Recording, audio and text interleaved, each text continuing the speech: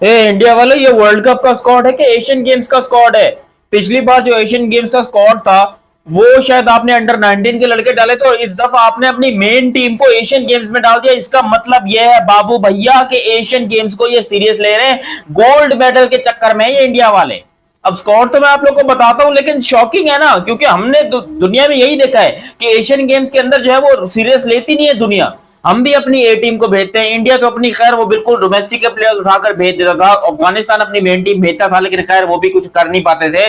लेकिन इस दफा जो एशियन गेम्स होने वाले हैं सितंबर के अंदर, आई थिंक 19 सितंबर से शायद ये शुरू हो रहे हैं, 19 सितंबर, ठीक है। अब उससे पहले एशियन गेम्स अभी 4 महीने बचे हुए हैं। 4 महीने पहले ये स्क्वाड आपको देखने को मिल गया कि इंडिया के ये लड़के खेलेंगे, और उसके अंदर ऐसे ऐसे धुरंधर भरे पड़े हैं जिसकी इंतहा नहीं है। पूरे स्क्वाड आप लोग को बताता हूं, और हमने कल वाली वीडियो में आप लोग को बताया था जिसके अंदर इंडिया के वो स्क्वाड शामिल था जो कि आयरलैंड और इंग्लैंड के खिलाफ सीरीज खेलेगा, जिसके अंदर वैभव सूर्यवंशी थे। एशियन गेम्स में क्या स्क्वाड है, और ये तबाही है, ये स्क्वाड नहीं तबाही है भाई। इसके बारे में भी डिटेल में बात करता हूं, लेकिन अभी तक आप लोगों ने चैनल सब्सक्राइब नहीं किया तो सब्सक्राइब करो, और सब्सक्राइब करते ही बेल आइकन दबाओ। हुआ कुछ सबसे पहले आते हैं भाई एशियन गेम्स के अंदर मेन स्क्वाड के ऊपर। कप्तान श्रेयस अय्यर, जिंदगी में हिस्ट्री में पहली दफा होगा कि आपकी मेन टीम का कप्तान एशियन गेम्स में भी, ये सीधा सीधा ओलंपिक के हाथ डाल रहे हैं, ये ओलंपिक को दबोचने के चक्कर। श्रेयस अय्यर आपका एशियन गेम्स में कप्तान है, इसका मतलब ये है कि ओलंपिक्स हो या एशियन गेम्स हो, इंडिया पूरे तरीके से फोकस्ड है गोल्ड मेडल के ऊपर। इतनी भूख लग चुकी है इनको कि इनका चैंपियंस ट्रॉफी से पेट नहीं भरा, टी20 वर्ल्ड कप से पेट नहीं भरा, दूसरे टी20 वर्ल्ड कप से पेट नहीं भरा, अब ये सीधा गोल्ड मेडल पर नजर डालना चाहते हैं।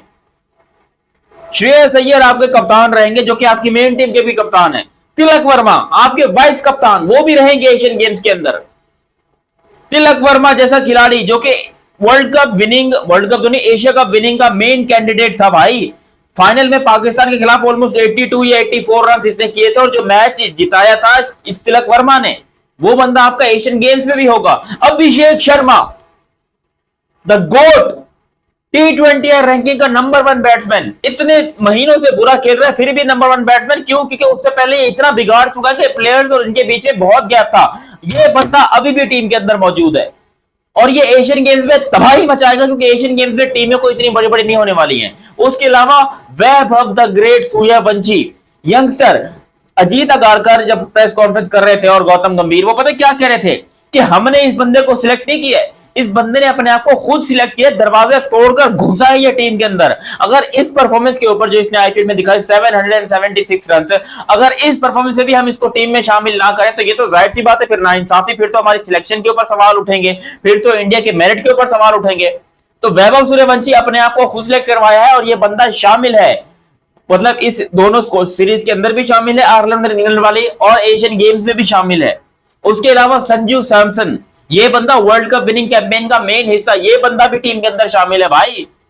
और ये सेंचुरीज पे सेंचुरी, ये बंदे को दौरा पड़ता है सेंचुरीज मारने का। 4-5 सेंचुरी तो ये ऑलरेडी मार चुका होगा मेरे ख्याल से अब तक टी20 इंटरनेशनल में और एशियन गेम्स के अंदर। ये बाय द वे मैं एशियन गेम्स का स्क्वाड बता रहा हूं, मेन किसी वर्ल्ड कप का स्क्वाड नहीं बता रहा मैं आपको। फिर यहां पर ईशान किशन को भी आप लोगों ने रखा है।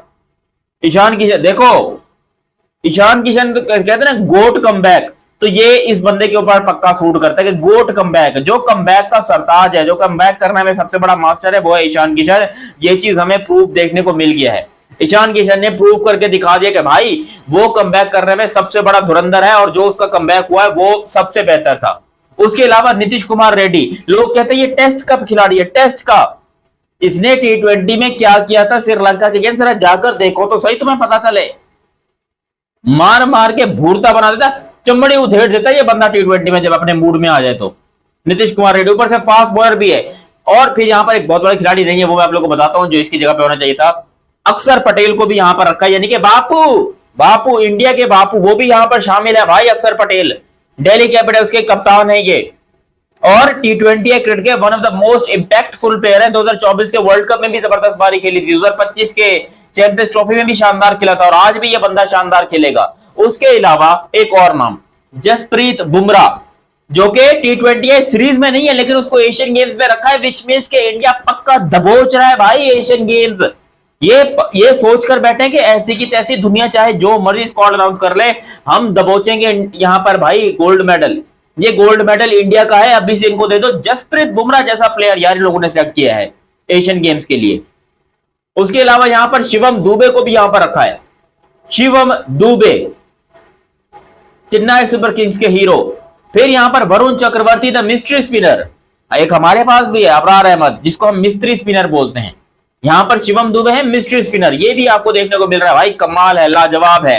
हर्षित राणा भी आपको देखने को मिल रहा है यार, और क्या करे यार ये हर्षित राणा T20 का बेस्ट खिलाड़ी है। रिसेंटली इसने अच्छी सीरीज भी जिताई थी, इंग्लैंड के खिलाफ सीरीज थी ओडीआई, उसमें भी शानदार परफॉर्मेंस दिखाई थी इस बंदे ने।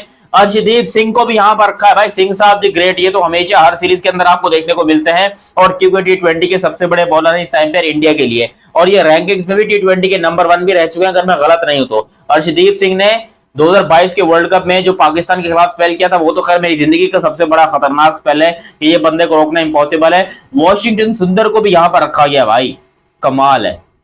वॉशिंगटन सुंदर जो कि इंडिया के अब तक T20 के यंगेस्ट डेब्यूटेंट हैं, हालांकि इनका रिकॉर्ड टूटने वाला है, वैभव सूर्यवंशी इनका रिकॉर्ड तोड़ने वाले हैं, लेकिन ये बंदा भी टीम में शामिल है। फिर आपके रवि बिश्नोई भी इस टीम के अंदर शामिल हैं। बहुत ही कमाल, लाजवाब, आउटस्टैंडिंग एंड ब्रिलियंट ये खिलाड़ी हैं। अगर वहीं पर अगर आप T20 की बात करते हो तो T20 में प्रिंस यादव को रखा है, जबकि यहां पर प्रिंस यादव आपको देखने को नहीं मिल रहे। तो इंडिया का एक बहुत ही इंपॉर्टेंट ये स्क्वाड है एशियन गेम्स का, एशिया कप तो मैं कह रहा था, बड़ा इंपॉर्टेंट ये इंडिया का मोमेंट है कि क्या वो इस वर्ल्ड कप में मतलब वो काम कर दिखाएं इस वर्ल्ड कप को। ये तो वर्ल्ड कप हो गया, ये पक्की बात है कि अगर इंडिया ने अपना मेन स्क्वाड अनाउंस किया है तो ये पॉसिबल ही नहीं है कि दुनिया की टीमें जो है वो हल्का स्क्वाड अनाउंस करें। बाबर आजम, ये शाहीन अफरीदी, ये सब पिछले के एशिया गेम्स में कभी नहीं खेले हैं। इस दफा ये लगाएंगे घोड़े पाकिस्तान के, मैं क्योंकि ये सिलेक्ट होने वाला है। ये सिलेक्ट ना हो, इंडिया के यंगस्टर, इंडिया के अंडर 9 पाकिस्तान के यंगस्टर सिलेक्ट हो, मैं उनसे उम्मीद लगा लूंगा। मैं एक वक्त के लिए मान लूंगा कि भाई हो सकता है कि वो जीत जाए, लेकिन अगर बाबर, रिजवान, शाहीन, नसीम, रऊफ, सलमान अली आगा, यही प्लेयर, शादाब खान वगैरह शामिल होते हैं, मोहम्मद नवाज मैच विनर शामिल होते हैं, तो भाई मैं ये चीज अभी से मान के बैठा हूं कि ये भी हमारे हाथ से गया। और वैसे भी देखो अब तो फायदा है ही नहीं, हम यंगस्टर को भेज दें वो ज्यादा बेहतर है। क्यों? उसकी वजह है, अगर हम यंगस्टर को भेजेंगे वो इंडिया से हारेंगे, वो एशियन गेम्स हारेंगे, गुस्सा नहीं आएगा हमको, ब्लड प्रेशर हाई नहीं होगा, हम बोलेंगे चलो कोई बात नहीं, सीखने का तो मौका मिला, एक्सपीरियंस तो मिला, और ये मिलेगा, जरूर मिलेगा।